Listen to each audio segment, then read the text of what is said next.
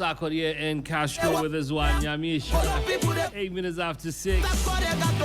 It's a Thursday, so you know that it's time for MENVERSATE. Welcome to MENVERSATE.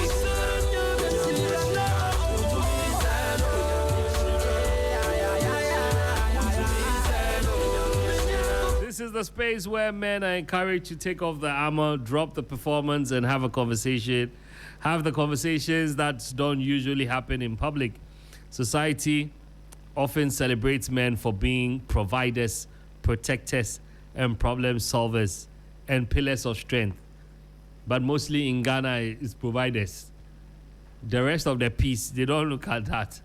Every man must be a provider. I was just telling my friend that I just noticed that I've become a sugar daddy, and at the same time, okay, I'll leave that one out.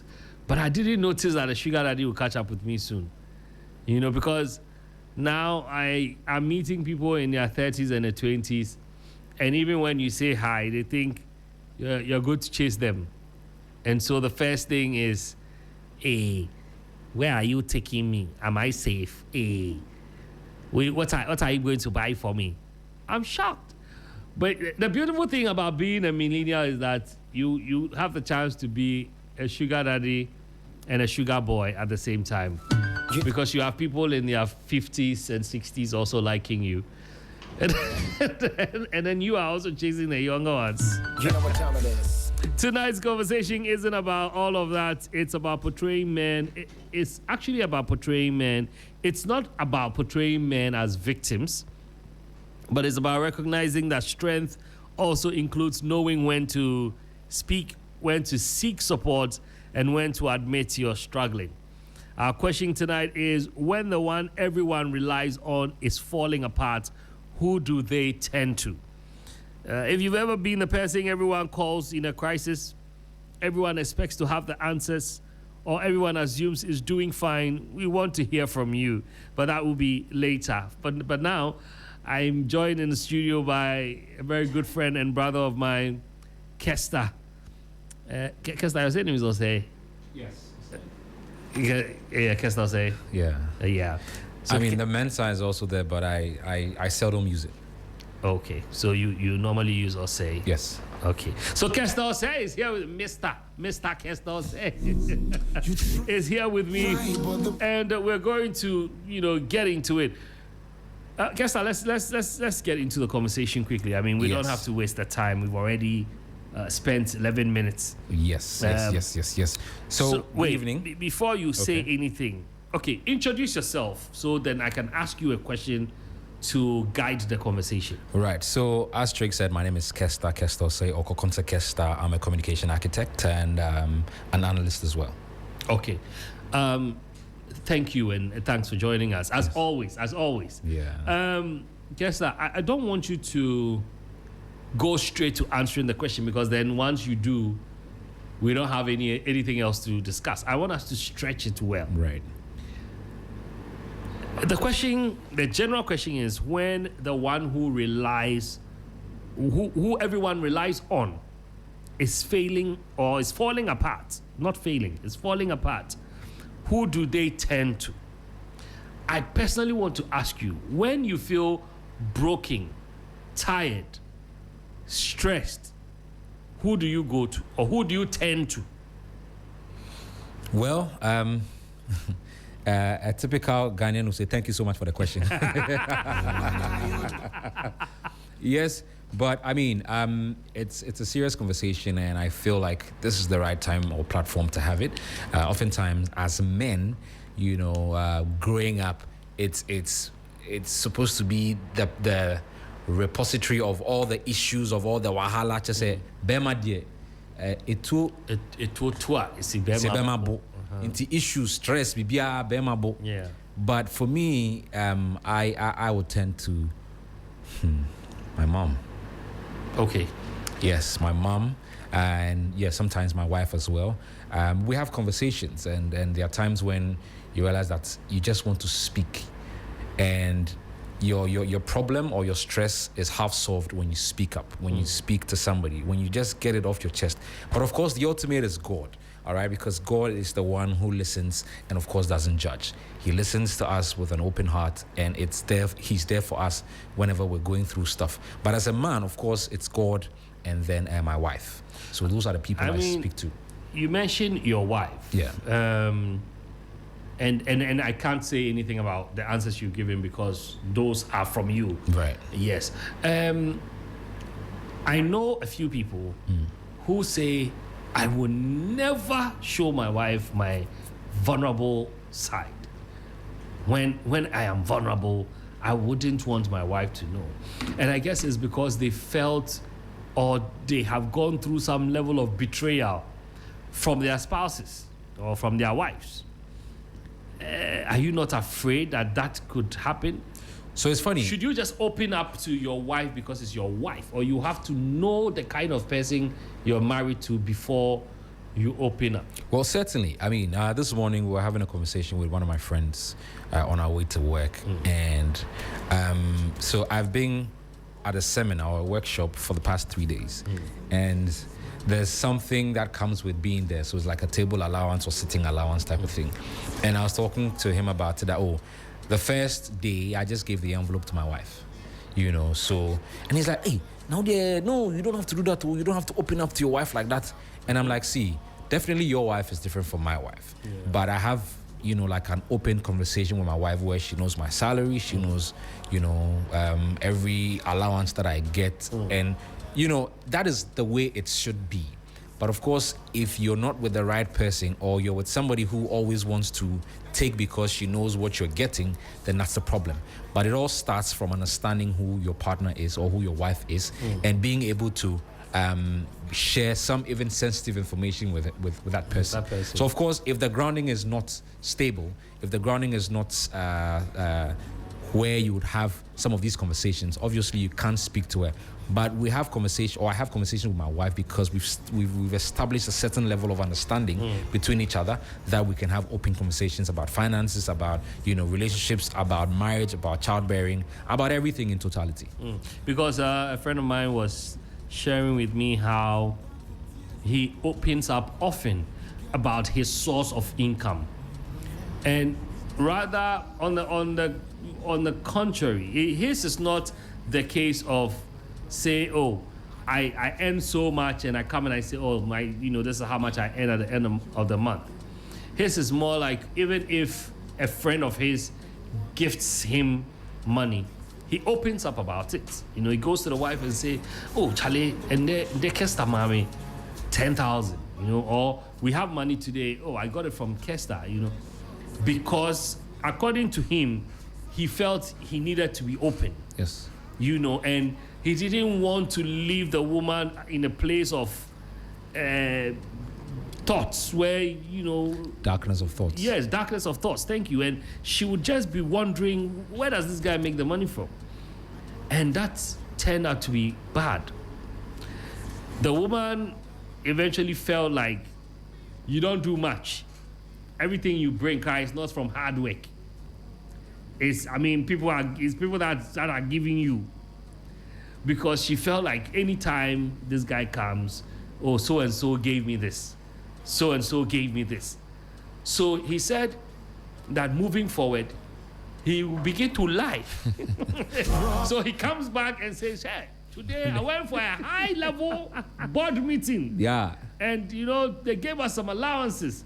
Or sometimes he will pick his phone and pretend that he's on the call discussing, some millions of CDs or thousands of dollars, and the next day he will show half of the money. So, men go through all of that. Yeah. And then we have ones that also will go to their family. Some women talk to their sisters or their mothers, tell them, my husband said this and that and that and that. And obviously they take an advice from their moms, and it will be from their mom's perspective. They see things differently. So by the time you, the man, anytime you visit the family, they're looking at you like, now, okay, you think we haven't seen your type before, or we don't know your level. that kind of thing. Yeah. All these things get some men not to show their vulnerable side. In fact, this morning I was listening to a podcast on vulnerability, and the woman said something very powerful about being vulnerable. And she said she actually did an exercise where she spoke to each and everyone that works with her to find out what they actually think about her. And she did this with the high-level executives that she works with, not the ones that will lie. Right. And they all said that you don't care about people, you only care about results. And went to her son, and the son is just 8 years old. And the son said, "Mommy, you always want people to come. You always want us to come, but you are never there for us."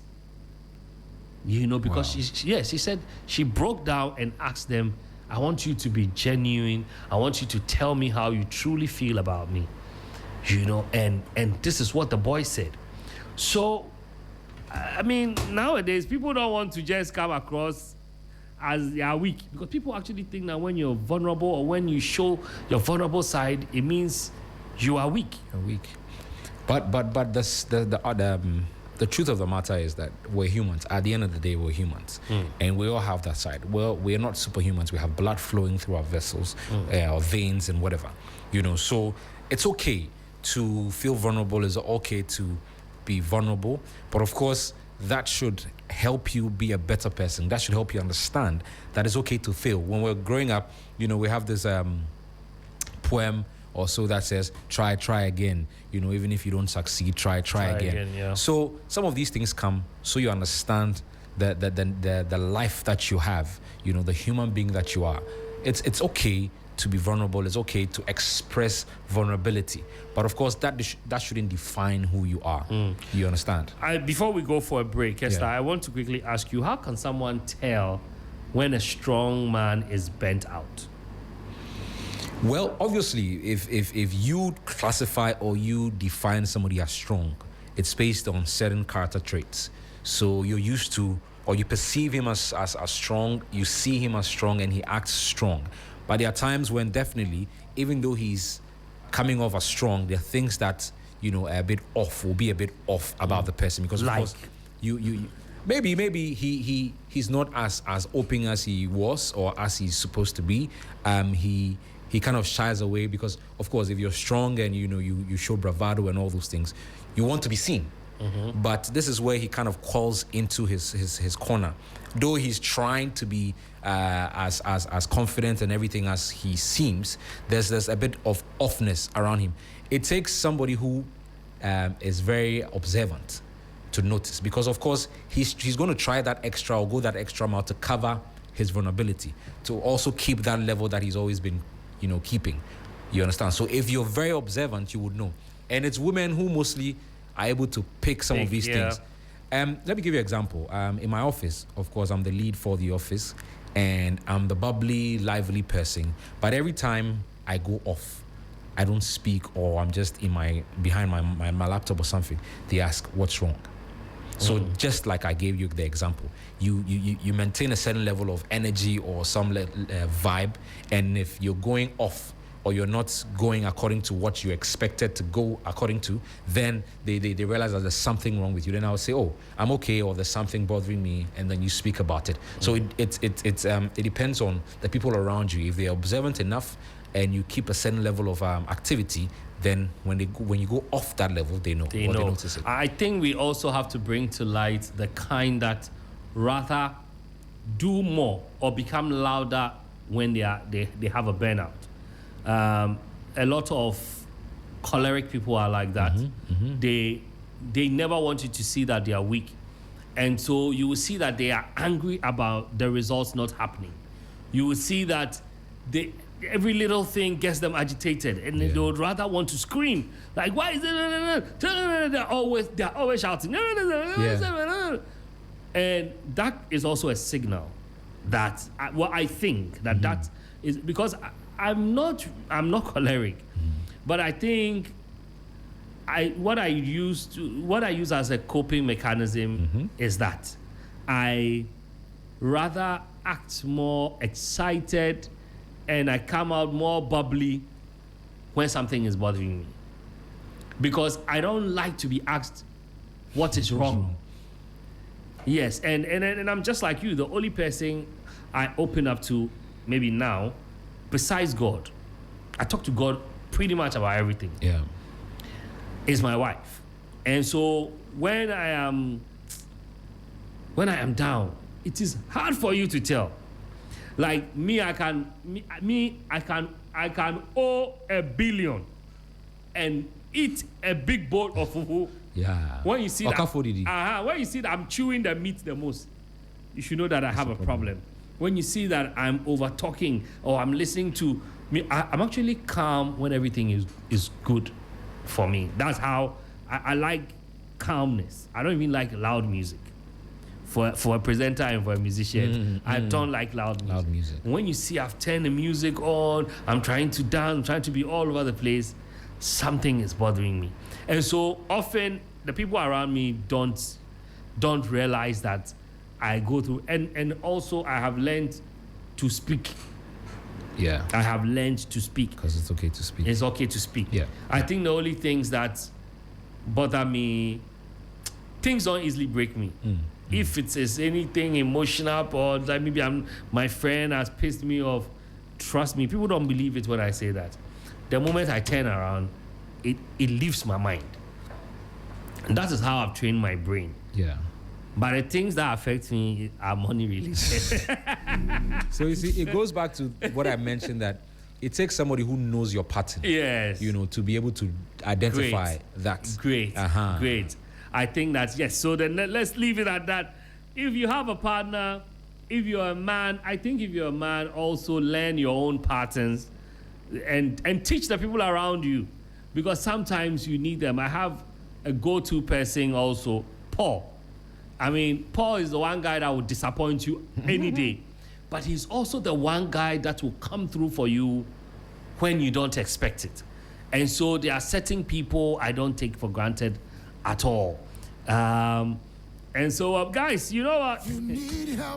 I think we need to go for a track. And when we come back, I want us to switch the script a bit and talk about... I want to find out the difference between being resilient or simply suppressing your emotion. I also have a school of thought that I want to put across, where I feel like sometimes we worry about things that don't need to be worried about. We'll come back to that. Ladies and gentlemen, this is MENVERSATE on the 3FM Drive. We do this every Thursday evening. If you're a man, this is your corner. Stay tuned. We'll be right back.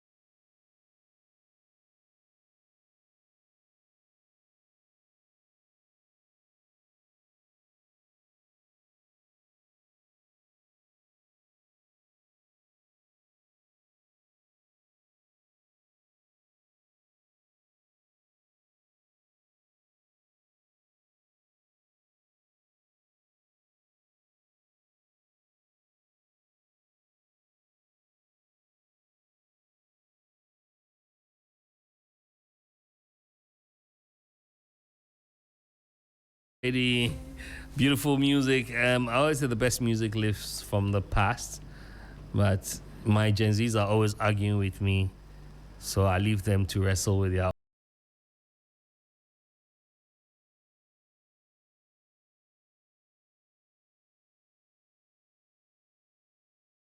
We definitely need someone to lean on. Everybody needs someone to lean on.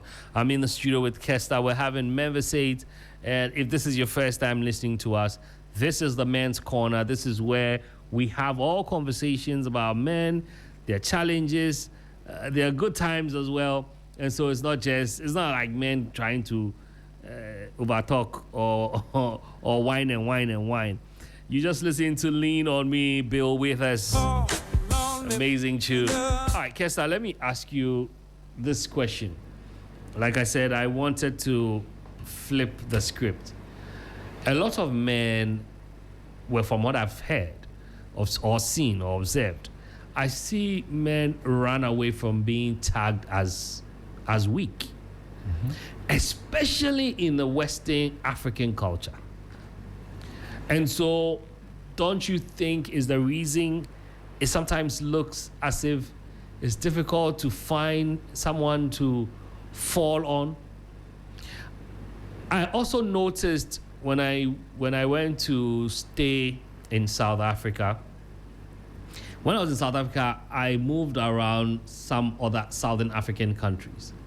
And I noticed that in West Africa, let me just say Ghana, because Nigerians are not like that. In Ghana, a lot of people are afraid to say no. So a lot of men don't say no, and a lot of men lie.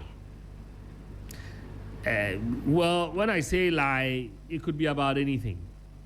We actually have that tag on us. When you speak with some very open-minded Southern African girls, Eastern African, well, they think that we are timid, and then they think that we don't speak the truth. And so that's where I picked up my confidence. I mean, if you want to hang out or you need me to do something and I can't do, I'll politely tell you that I won't be able to make it. But not everybody has that courage. Why do you think so? And how can we overcome that? Well, so I mean, it's more of a psychological thing, where from the young age, from the tender age, we're groomed to be able to do things, because if you're not able to do something, it means you're weak. And then we grew up with that psychological thinking, and also our ego. It kind of works on our ego as well. Whereas a man, imagine a lady asks you to help them with something and you're not able to do it. I mean, how would you even feel? Okay, so it kind of bruises your ego. So it's a psychological thing. You don't think it's fear of rejection? Well, all of that, because I mean, when your ego is bruised, then, that is an adverse effect. Have a point, yeah. So it's a matter of psychology, where you're groomed to think, of course, think like a man. You understand? And do everything like a man. So if you're not even able to do it, you're seen as weak, you're seen as incompetent, and all that. But it's okay. You're not superhuman. You're not somebody who can do everything. It's okay to just show vulnerability, as we've been talking about. If you can't do it, you can't do it. If you can't afford that lifestyle, you can't afford it. Look, there are men who even refuse to rest, not because I feel they're just trying to fill a gap. And so they like the idea of looking busy. And so they don't rest.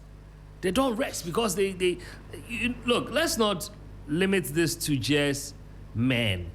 But I'm talking about men even at high level.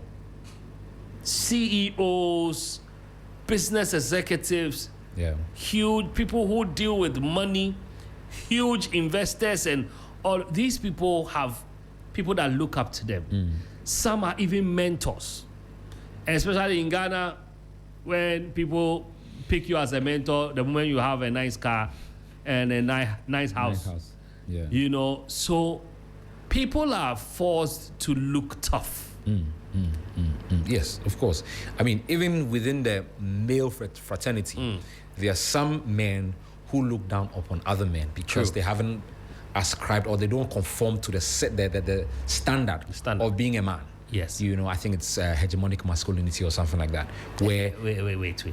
Is it what? Hegemonic masculinity. Hegemonic masculinity. Okay. Yes, hegemon. Okay. You understand? So, by Cornell, I'll check. I'll get the Please check. person who brought that. You can't come and be quoting big English and you not check for us. But what he's saying is actually very, very true. Society has created this standard. Yeah.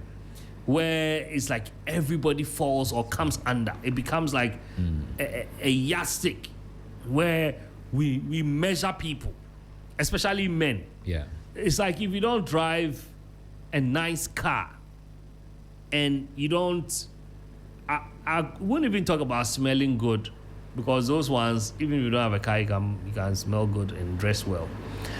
But you don't have a car, you don't, and sometimes nowadays the ladies, they say it too. They say it. Yeah. They tell you they can't hang out with you because I know car wouldn't be now.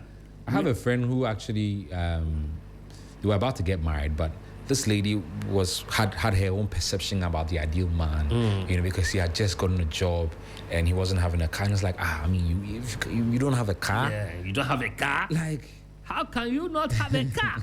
And you want a car? No, I mean that is a thing. You see,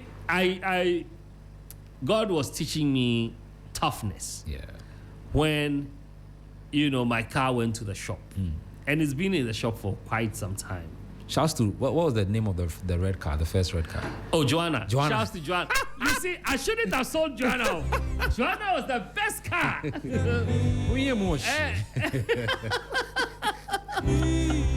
Joanna did a good job. Yeah.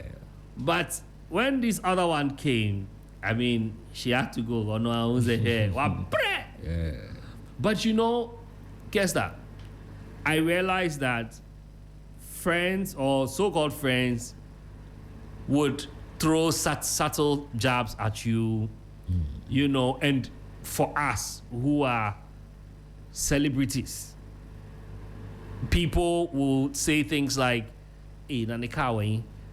And you know, in Ghana, I always say, don't dream of being a celebrity if you don't have good mental, if your mental health is not intact, or you don't have strong mental capacity, don't try it. People sometimes say to you, na big man say unika. na anauka. You know, and if you are not tough, I think what has helped me is church, or let me just say my relationship with God and my reading of scriptures. You know, it took me to a place where I understood that you can have it all one day and lose it all another day. So me, when I don't have, you won't see. When I have, you won't see. And I have not or ever been afraid of being vulnerable. Right. Because that is the beauty of a strong man. That is if strong men have beauty. But that is what makes you, no, it's true. Some people say things like, Charlie, today I don't want to go out. If I know the whole 1,000, I don't know if you go out. Hey, you want a whole 1,000 before you go out? No, we will go out any day. I think we need to paint that picture better so that standard will be raised. Because you have to get to the point where, with or without it, you intimidate people. Yeah, because I believe strongly that sometimes you need to build your personality before even other things come to you. Yeah. Because some people, when they have money, but when they dress, when they get to places, they still bounce them. They say, go back. Go back. Go back. So let me give you so it's hegemonic masculinity. Hegemonic masculinity. So it's a concept in sociology and gender studies that describes the dominant cultural ideal of manhood in a particular society. It's It doesn't mean that most men actually fit this ideal. Rather, it's the version of masculinity that is most socially valued, and that tends to legitimize men's dominant position over women and over other less valued forms of masculinity. So what I was talking about. So it's a concept by R.W. Cornell in the 1980s, as I mentioned. Cornell. So it means that then things like alpha males and all that come under this. So you see, if a man has more, the female hormone is estrogen, right? And has so he exhibits. The man has testosterone. So the man has testosterone naturally, but if they happen to have a little bit more or some level of estrogen in their system, that makes them act a bit feminine. Okay. Men don't see them as men. Okay. Because they exhibit some traits of a woman. Okay, they do like that. You know. So why are you laughing? Because it means that you are, is that what? Hegemonic. I'm exhibiting. No, I don't exhibit that. Yeah, but society, I just sit like this and you are laughing. It means I can't do like this. And then, as you're saying, men are seen in society as like they ascribe some certain status to men. Yeah. So if you're a man and you don't possess those characteristics or those traits, you're not seen as a man. So even within the men circles, you're seen as a less or as inferior. So that's the whole concept of hegemonic masculinity. Wow. But Kessa, do you think all men? I'm asking this question based on like one size fits all. Should all men have a particular trait, look, financial status, or a certain level to be called a man? To be called a man. So this is the thing. We've all been taught to be providers, to take care of the home, even again. In the family structure, if the firstborn is a girl and the second is the man is seen as the leader, as the one who would lead and all those things. I think it's across African societies. Yeah. So we've been indoctrinated to think like we're providers, we're supposed to be there to lead and all that. It's okay to turn to the new way of doing things. But naturally, I don't know how it would change. But of course, we have some conversations about equality. That's where I mentioned the egalitarian society where we're supposed to be seen as equal. Okay, equal rights, equal pay, equal all of that. So when that conversation gets to its peak, I'm sure that's when these roles will reverse or these roles will change and perceptions about the certain gender would be fluid. Where a woman can lead. You know, a woman can provide for the home. It's happening. Yeah. But still, I feel, in my opinion, it's like, hey, the man, like, what's up? But it's okay for a man to be home and take care of the children, and the woman go be the breadwinner of the family. It's happening, but it's. I'm sure we're not there yet, where we kind of accept it as something that is supposed to be. Do you think we will ever get there? Well, since we're having conversations like this, where we're pushing for men to be vulnerable or to be okay to be vulnerable and speak up and all those things, I'm sure it will get there. Because especially with these Gen Zs and the new crop of breeds of human beings coming, you know, I'm sure. Why all do you these sound things, like they're creating new things? But I mean, they're open-minded. You know, they're very open-minded. Yeah, Generation Z are open-minded, and they don't conform to the status quo. Yes. So I'm certain that maybe with their generation, it's going to change, and the perception, you know, or the gender role will be fluid, where men can do, women can do as well. I think it's because they were born into a generation or a time of options, and their time was things were very exponential. Yeah. And so you see something today, tomorrow it's not there. A lot of Gen Zs don't even want to go to offices to work, you know, but they can still do the job at home. Yeah. Because that's the era they were born into. I'm imagining what will be the case of the Generation Alphas and the Betas. Yes. All right, if you just join us, this is MENVERSATE on the 3FM Drive. We're just about getting to the end of this conversation, even though we still have 15 more minutes.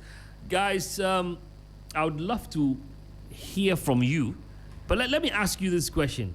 Have you ever felt like everyone depended on you while you had no one to lean on? Who do you call when life becomes overwhelming? Think about these things. Have you ever hidden your struggles because you didn't want to appear weak? And what's one thing you've done or wish someone had done that helped during a difficult season? I personally, but Kester, Yeah. let's talk about challenges in life. And this is subjective. What someone would call a challenge, some people would welcome it. They wouldn't. And what they would call a challenge, you might think they live in hell. When you go through so much in life, don't you think that also informs the way you think, the way your masculinity is presented? I think one of the things that happened to me is life almost took away my empathy. And so sometimes if you don't know me well, you might think I don't feel for people or I don't really care about people. But it's just life. Sometimes, even when people go through hard times, I am feeling for them, and the way I am reacting to that is I wish it will pass quickly. And sometimes it's not for me, it's for them. Like in my mind, Charlie, I know, say this person is going through this and that. I wish it would just pass. And sometimes I would distance myself from people who are too emotional. And a psychologist told me that I have a problem. He said I have a mental problem that I need to come for proper assessment and proper therapy. Kesa, do you agree that sometimes life's challenges can shape in the way you present your masculinity? Certainly. I mean, forgive my biases with sociology and explaining social habits. They're very important. Yes. So this is a conversation of nature versus nurture. All right, where the society you're born into and how you grow. You know, so the nature becomes the society you're born into, the home you're born into, the family you're born into, and then nurture, the friends you meet, the circumstances you find yourself in, you know, experiences and all that. So these two build up your character, build up who you are. You are. So definitely, even twins, you know that they will be different. One will be so calm, one will be so all over the place and everything. So even them from the same home have different experiences, have different perceptions. So that determines how their thoughts are, imaginations, how they perceive things and all that. So that is definitely a factor in how you think and how you feel, because of course your experiences are different from mine and mine from yours. Yeah. So if you've gone through certain challenges, if you've gone through pain, if you've gone through sorrow, if you've gone through all that, you feel like, okay, I mean, I've been through worse, so this one, you shouldn't be overreacting and all those things.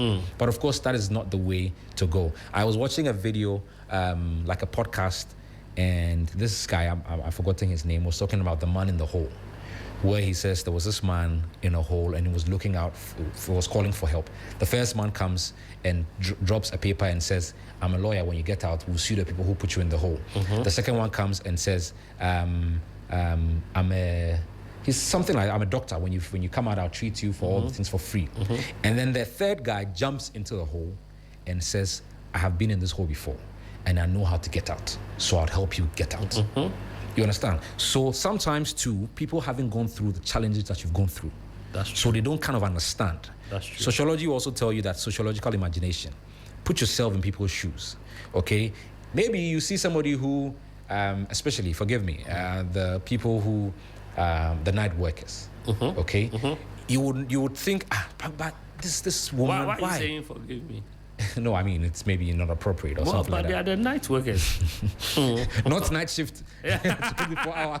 Yeah, Yes. no, but in fact, they are the very Proper 24 hours people, yes. Yes. So you would look at them with all filth and all disdain and everything, but you don't know what they're going through. True. Somebody caught for the first time going to steal, you don't know what they're going through.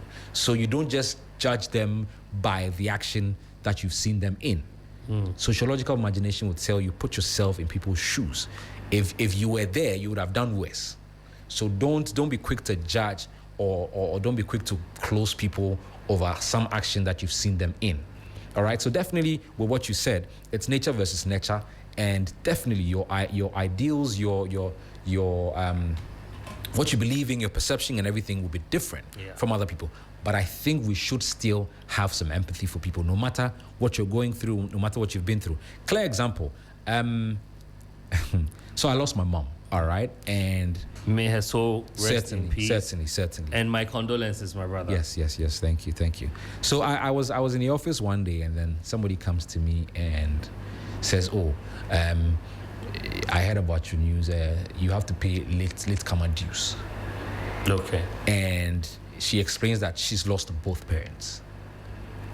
So I was thinking, is it that you're like, oh, Mikra, there is just one person who's gone, or you're actually empathizing with me? I'm still kind of confused as why she said that.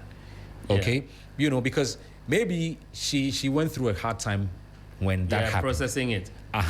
But if you're telling me, well, maybe she was being, trying to lighten up the moment or something like that. But I just still don't understand why she said that. But you yourself said sociological imagination. So imagine it for her. You understand? So it's from diverse areas, diverse thoughts, diverse perceptions. But let's just be human and be able to speak up. And when they speak up, when a man is vulnerable, don't judge the man and say, now I didn't know. Just let them express themselves. So we need to move beyond that. Thank you so much. We've got just about 8 minutes. I mean, yesterday I was reading a book called Aligning Decision Making. And I finished it yesterday. I got it yesterday. I finished it yesterday. And there's another one about adaptive leadership, navigating organizational changes here and there. And we're talking about empathy. And sometimes people confuse empathy with sympathy.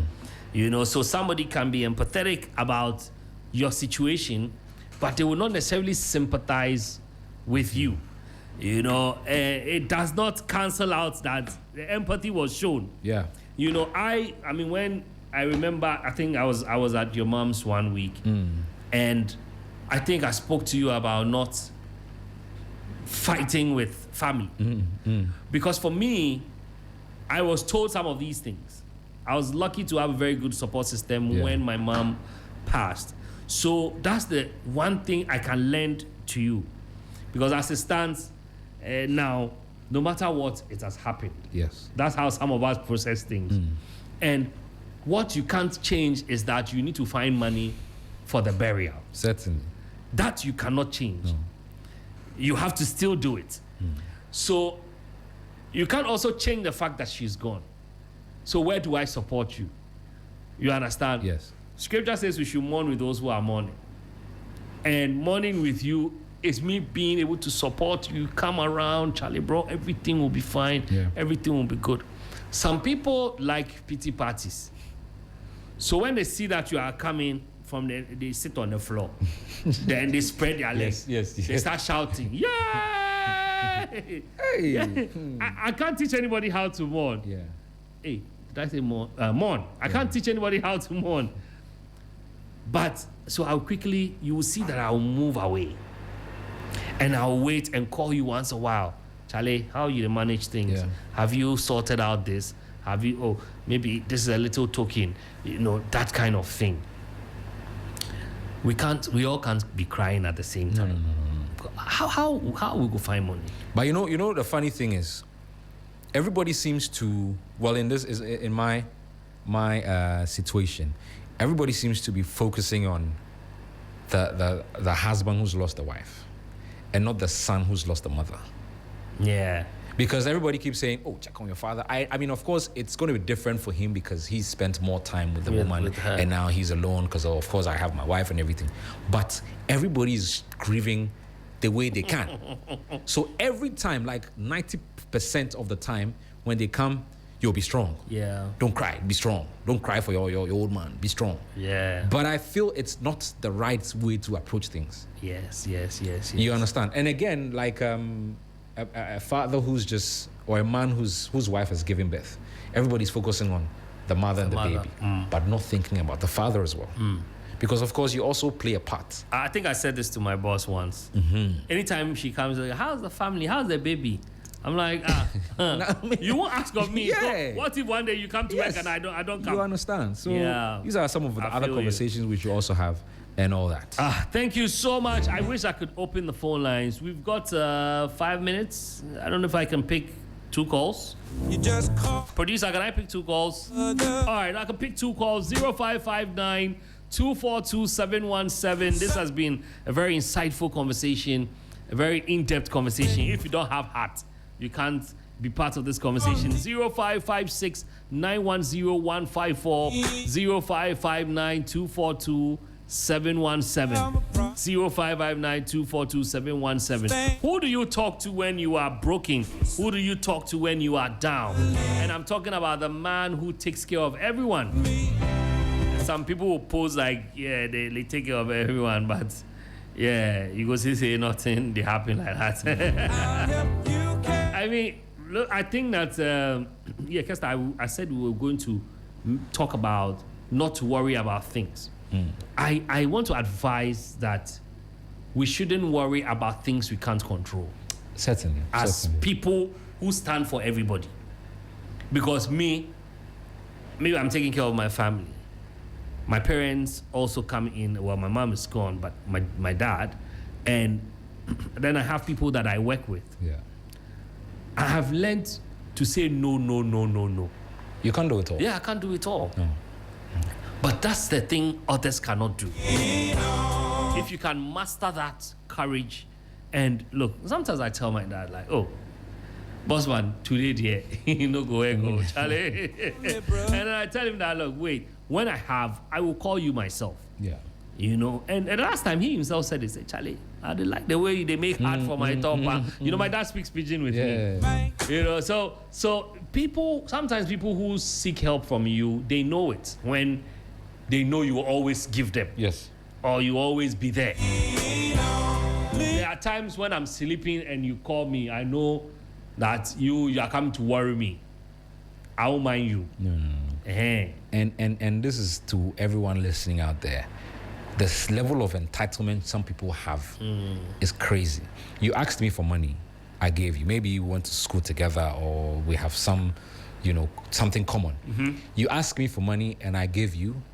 And then, in fact, the first thing is, you think I have, so you can just ask. But fine. You have. And if I give, and then the next time you come back again and ask and I say I don't have, then you feel like I have been unfair to you. Wow. It's been going on so many times, and I feel like people should just stop it. Okay. Thank you so much, Kester. We've got just 2 minutes, so I don't think we can pick any phone calls now. But before we wrap up, I just want to ask you: do you want any song to be played for you? You have any favorite song? Oh, Kojentry. Which Kojentry song? Which Kojentry song you want us to play? And the one he Pray Anoa. Yeah. Pray Anoa. Anoa. It is. Bre. I was trying to slur it, But even him, when he was singing it, Bre Anoa, but it's Bre Anoa. All right, ladies and gentlemen, it's Kojentry. This is actually Kojentry's biggest fan and manager and best friend. Let me share some final words before. Why are you cutting my flow? Your cut. All right, go ahead. Okay, so this is to everyone. The strongest people are not those who never break. They are the ones who know when to reach out. For far too long, many men have been taught to carry every burden in silence. But strength isn't suffering alone. Strength is knowing that it's okay to ask for help. So tonight, as you've heard myself and Trig, check on the men in your life. Check on everybody. Just ask the question, how are you doing? Life is lighter when we carry it together. The name is Kester, Communication Architect. Thank you. And, those girls who are too know, please, when we come, understand us. We are under pressure. Let's listen to Kojentry's Bre Anoa, and I'll come back to wrap this up.